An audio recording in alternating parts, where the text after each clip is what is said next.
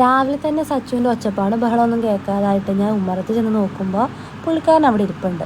അപ്പോൾ നമ്മുടെ വീടിൻ്റെ ഫ്രണ്ടിലത്തെ റോഡിൽ നിറച്ച് ചെളിയായിട്ട് താഴെ വീട് പണിക്ക് വന്ന സാധനങ്ങളും കൊണ്ട് വന്ന ഗുഡ്സും വണ്ടി ആ ചെടിയിൽ പൂണ്ട് പോയിട്ടോ.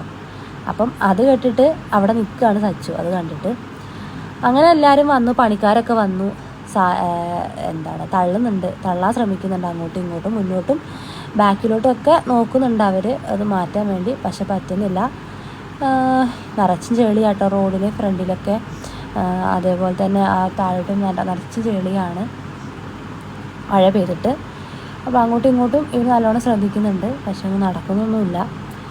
അതൊക്കെ കണ്ട് ആസ്വദിച്ചിരിക്കുകയായിരുന്നു സച്ചുവിടെ. പിന്നെ സച്ചുവിന് ഇങ്ങനത്തെ സംഭവങ്ങളോടാണ് താല്പര്യം കൂടുതലായിട്ടും.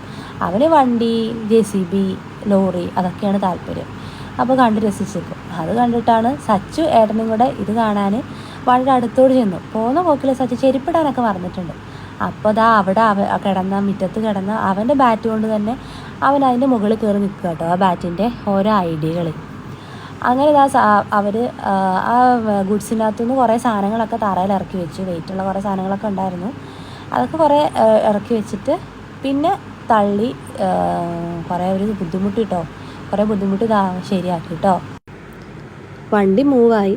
അപ്പോൾ ഏട്ടൻ പറയുന്നത് ഇവരവിടുന്ന് പണിസ്ഥലത്തു നിന്ന് സിമെൻറ്റ് ബോർഡ് എടുത്ത് കൊണ്ടുവന്നിട്ട് ഈ ടയറിൻ്റെ അടിയിലിട്ടു, എന്നിട്ടാണത് മൂവായതാണെന്ന് കേട്ടോ പറയുന്നത്.